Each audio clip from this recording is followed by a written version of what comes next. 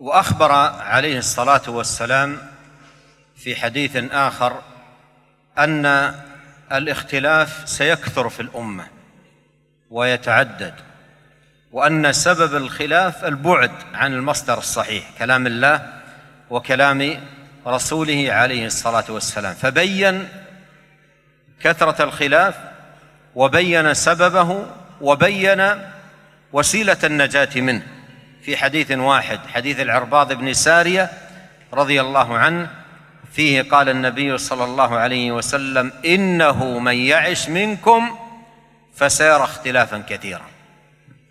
فسيرى اختلافا كثيرا. ما سبب هذا الاختلاف؟ اختلاف المصادر وتباين الموارد الذي يتلقى منها الناس عقائدهم وأديانهم. سيرى اختلافا كثيرا. وكأنه قيل: يا رسول الله، ما المخرج إذا رأينا هذا الاختلاف ووجدنا هذا الاختلاف؟ ما المخرج؟ ما النجاة؟ فأجاب دون أن يسأل عليه الصلاة والسلام، قال: فعليكم بسنتي وسنة الخلفاء الراشدين المهديين من بعدي، تمسكوا بها وعضوا عليها بالنواجذ، وإياكم محدثات الأمور فإن كل محدثة بدعة وكل بدعة ضلالة.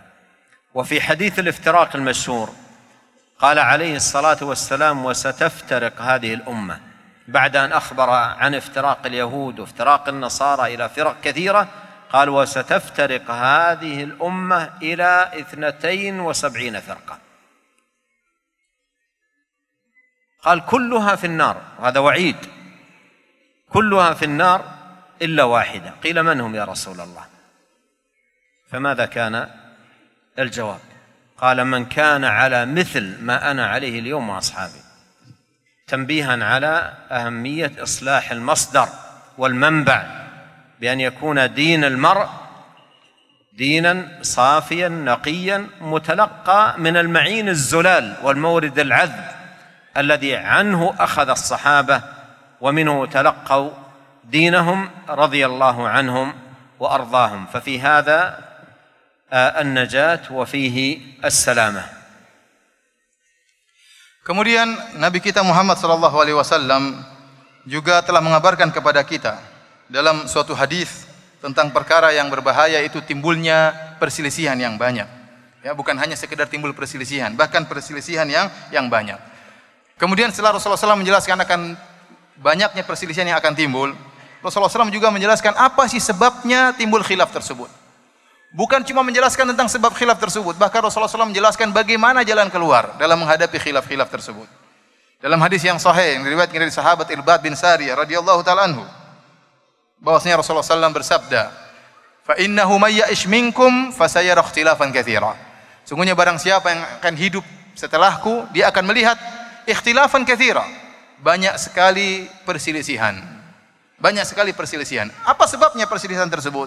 Tidak lain sebabnya karena perbedaan sumber. Perbedaan sumber dalam mengambil akidah, dalam mengambil ibadah, perbedaan dalam sumber dalil.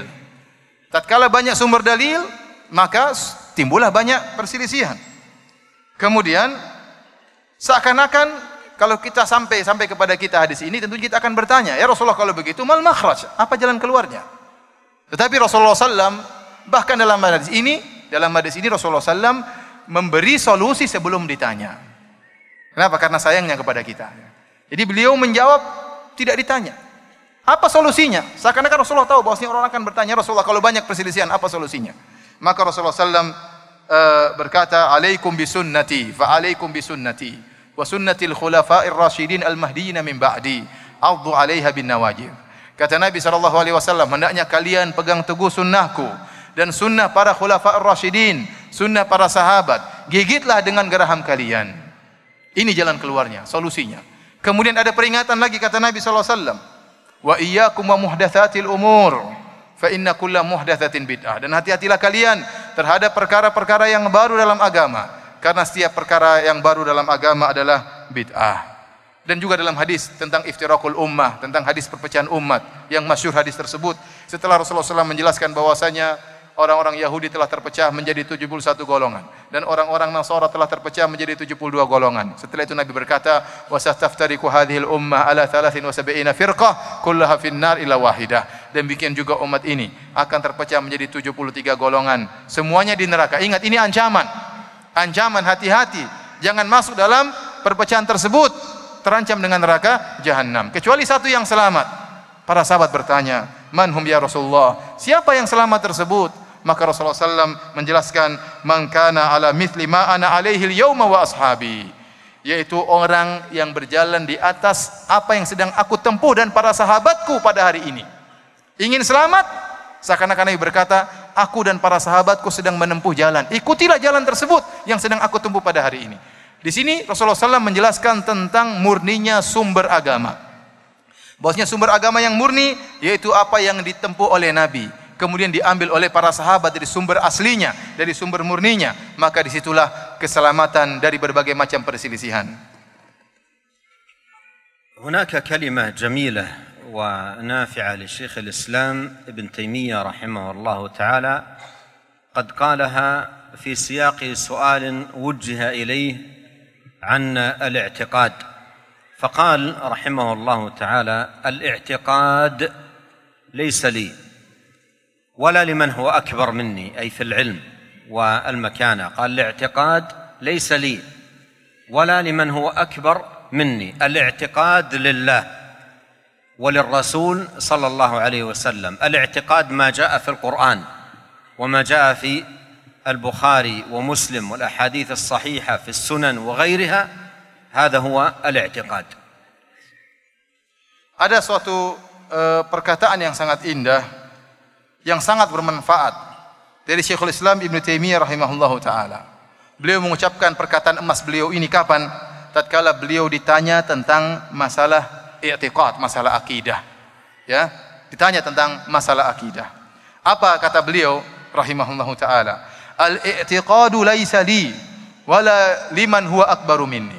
Kata beliau, i'tiqad itu bukan dari saya, bukan milik saya, bukan milik Ibnu Taimiyah.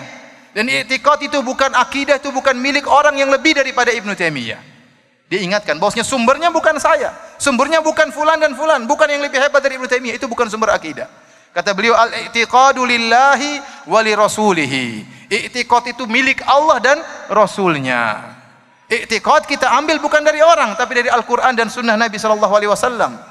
Ya, bukan dari Ibnu Taimiyah, bukan yang lebih dari hebat dari Ibnu Taimiyah. Oleh karenanya i'tiqad, akidah kita ambil dari Al-Quran, dari hadis yang sahih, Sahih Bukhari, Sahih Muslim dan seterusnya. Itulah sumber akidah.